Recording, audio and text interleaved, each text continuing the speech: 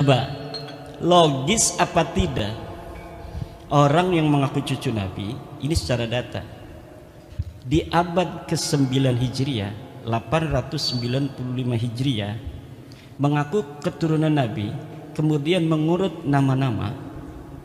Ali bin Abu Bakar, namanya As-Sakran nih, 895 Hijriah.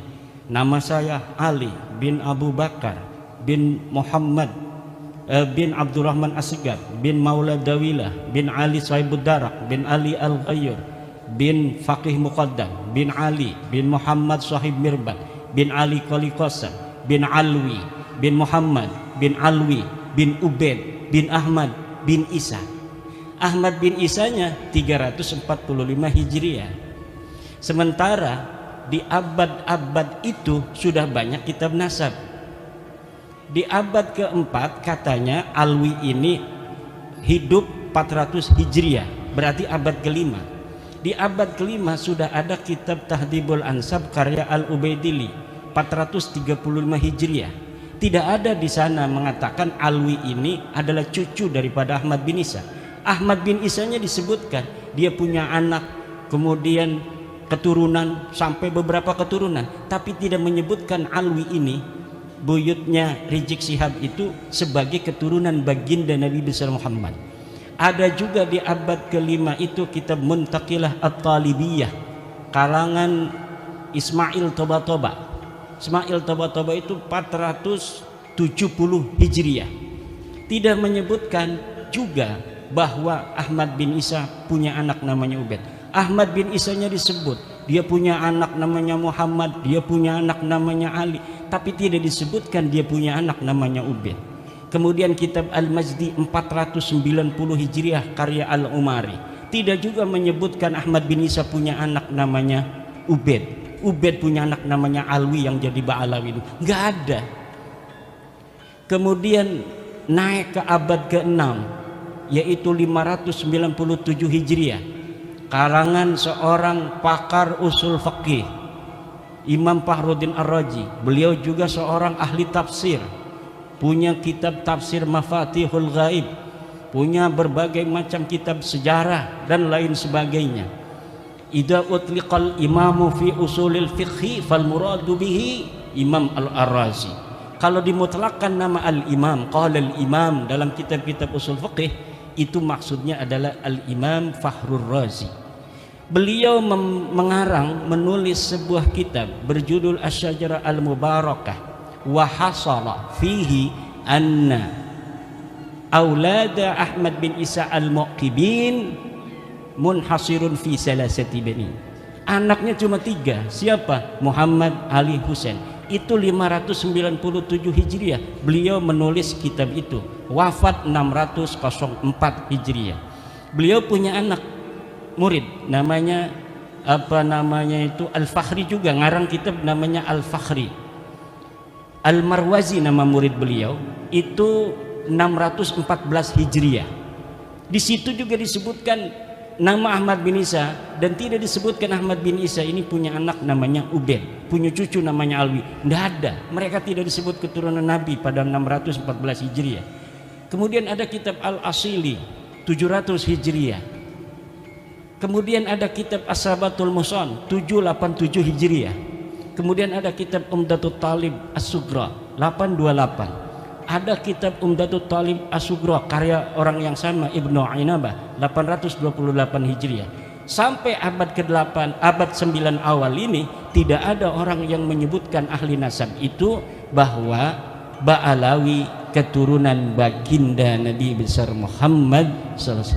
Padahal mereka sudah ada itu di abad 9 itu, mereka sudah mulai mengaku sebagai turun Nabi. Ali bin Abu Bakar As-Sakran ini sudah mengaku keturunan Nabi di abad 9. Tapi orang-orang Yamannya saja itu tidak ada yang mencatat mereka sebagai keturunan Nabi di abad 9 itu. Maka saya sebutkan ada 550 tahun kosongnya riwayat antara pengakuan dan orang yang diaku. Orang yang diaku 345 Hijriah, mereka mengaku 895 Hijriah. Hitung pakai kalkulator 550 tahun. Itu kalau kita mau kasihan. Itu versi kasihan itu 550 tahun itu. Versi yang tidak kasihan dalam ilmu nasab itu, dalam ilmu nasab, sebuah kitab sejarah, la yuqaddamu bihalin ala ma yusbituhun nasabun. Ilmu sejarah, sejarawan tidak bisa didahulukan dari apa yang telah ditetapkan oleh ahli nasab. Sedangkan Ali As-Sakran ini ngarangnya kitab sejarah tasawuf dan amalannya. Maka walaupun ada susunan dia menyebutkan nama-nama sampai Ahmad bin Isa, itu sebenarnya dalam ilmu nasab tidak dianggap sama sekali. Adanya nama mereka itu muncul dalam kitab nasab, dalam kitab Tuhfatut Talib 996 Hijriyah. Itu kalau dihitung 651 tahun. Cuma dalam kitab Tuhfatut Talib yang menyebut nama-nama mereka itu, Alwi sudah ada di situ tuh. Karena kan mengakunya 895 Hijriah. Kemudian 996 Hijriah ada masuk nama dia. Masuknya apakah berdasarkan maraji? Tidak. Orang yang mengarang kitab itu Tuhfatut Talib namanya As-Samarqandi mengatakan, saya melihat fi ba'dit ta'aliq, dalam sebagian kertas-kertas ta'liq. Jadi bukan berdasarkan maraji dari kitab-kitab, tetapi berdasarkan apa yang dia temukan dari kertas yang ada di pinggir jalan. Dia nemuin aja, wah ada nih bin, masukin aja supaya kitab saya agak banyak lah. Itu hanya begitu saja. Di dalam ilmu nasab, ida urifal wadi'u intafal istidlal. Apabila ditemukan dan diketahui pemalsunya, maka istidlal itu hilang. Nah, kitab Tuhfatut Talib ini tidak bisa untuk dijadikan referensi. Kenapa? Walaupun dia kitab nasab, tetapi penulisnya sudah iktiraf bahwa dia mendapatkannya bukan berdasarkan maraji dari kitab-kitab sebelumnya. Sedangkan di dalam kitab nasab, nasab itu bisa diisbat hanya oleh kitab-kitab nasab. Jadi kitab-kitab nasab yang ada di sejak masa 199 Hijriah, Abnaul Imam fi Misrawasan, itu Abnaul Imam kitab aslinya yang kemudian pada abad kelima dipalsukan, katanya ini karya Yahya bin Ismail Toba-Toba, padahal itu karya Ibrahim Toba-Toba yang wafat 199 Hijriah. Itu sudah ada kitab nasab, 199 Hijriah sudah ada kitab nasab, ditulis semua keturunan Imam Hasan dan Imam Husain. Gak bisa orang masuk sembarangan. Kemudian ada kitab Nasabu Quraisy, ada kitab Nasab Bani Quraisy, ada kitab As-Sam'ani tentang nasab, ada kitab Siri Silsilatil Alawiyah 340 Hijriah karya Abu Nasr Al-Bukhari. Tapi di situ bukan masa di mana Ahmad bin Isa hidup, jadi kita nggak pakai sebagai dalil. Yang kita pakai dalil mulai daripada kitab nasab yang bisa diakses paling tua, yaitu Tahdzibul Ansab karya Al-Ubaidili 435 Hijriah. Jadi kitab-kitab nasab itu sudah menafikan mereka sebagai turun Nabi. Ini kata Hanif Alatas, kalau tidak ada yang menyebut, itu bukan berarti dia tidak ada. Kalau misalnya ada yang menafikan bahwa Alwi bukan cucu Nabi di abad 5, baru bisa diterima bahwa Alwi itu bukan cucu Nabi. Tapi tidak ada orang yang menafikan Alwi sebagai cucunya Ahmad bin Isa di abad kelima. Alasannya begitu. Kalau Kiai Imad bisa menemukan satu kitab yang menafikan katanya Ubaid sebagai anak Ahmad bin Isa, Alwi sebagai cucu daripada Ahmad bin Isa, baru itu sahih. Kalau tidak ada yang menafikan, tidak, kata saya. Coba lihat dalam kitab tauhid yang kecil aja, kitab Syarah Aqidatul Awam. Kitab apa itu? karya Ibrahim Lakani, Tuhfatul Murid ya, Tuhfatul Murid. Itu bagaimana? Sesuatu yang sah untuk dinafikan adalah sesuatu yang subut. Sesuatu yang bisa ditiadakan adalah sesuatu yang ada. Kalau sesuatu yang tidak ada itu tidak bisa ditiadakan karena dia sudah tidak ada secara ontologis. Sekarang ada yang tidak hadir.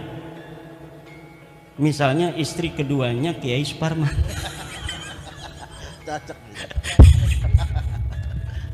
Istrinya ada, makanya saya candain. Misalnya Kiai Suparman punya istri dua, misal yang hadir cuma permaisuri. Ada misalnya namanya Mesaro. Misal, kok Mesaro tidak ada? Nah, tidak ada itu karena memang tadinya ada. Tapi kalau memang sesuatu itu tidak ada, maka bagaimana sesuatu yang tidak ada kemudian kita nafikan? Itu dalam teori filsafat itu tidak logis. Kalamun ghairu mantiqiyyin, kalam yang tidak mantiki, yang tidak logis, tidak masuk akal. Nah, ini akan panjang ini karena semuanya sudah paham. Nanti kita di dalam diskusi aja bahwa begini kesimpulannya, untuk mengetahui dia diisbat cucu Nabi atau tidak itu menggunakan metodologi nasab, ilmu nasab dan kitab nasab. Secara kitab nasab mereka sudah hakul yakin kata orang Irama bahwa mereka bukan cucu Nabi. Untuk mengetahui apakah mereka ini nama-nama yang disebutkan sampai Ahmad bin Isa itu sosok historis, orangnya betul-betul ada atau tidak, itu menggunakan pendekatan historis, yaitu melalui menelusuri nama-nama keluarga mereka ini dalam kitab-kitab sejarah. Dan dalam penelitian penelusuran saya mengenai nama-nama keluarga mereka, dari mulai Abdurrahman Segaf, kakeknya Ali Abu Bakar As-Sakran, Abdurrahman As-Segaf punya ayah katanya namanya Muhammad Maula Dawilah. Ini adalah sosok yang fiktif. Dari mulai Muhammad Maula Dawilah punya ayah Ali Sahibud Darak, Ali Al-Ghayyur, Faqih Muqaddam, Ali bin Sahib Mirbat bin Ali Qoli Qasam bin Alwi, sampai Ubed, itu semuanya sosok ahistoris, orang fiktif yang namanya diurut begitu saja demi untuk mencapai ketersambungan sampai Ahmad bin Isa yang sudah sahih sebagai keturunan Nabi.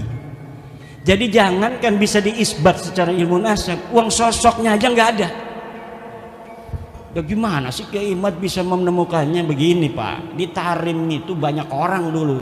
Faqih Muqaddam itu 653 Hijriah. 653 Hijriah di Tarim itu banyak ahli-ahli agama, ulama-ulama besar. Ada kitab-kitab nasab sejarah yang ditulis. Kejadian apa saja yang terjadi di Tarim itu ada dalam kitab Al-Yafi'i, dalam kitab Tabaqat Fuqaha'il Yaman, dalam kitab As-Suluk, semuanya diterangkan. Ada kejadian pembunuhan para fuqaha 560 Hijriah itu, ada penyerbuan dari kerajaan membunuh para kiai-kiai karena perbedaan dalam cara pandang keagamaan. Tapi tidak ada satupun nama-nama yang disebutkan ulama baik yang dibunuh maupun tidak dibunuh dari keluarga Ba'alwi.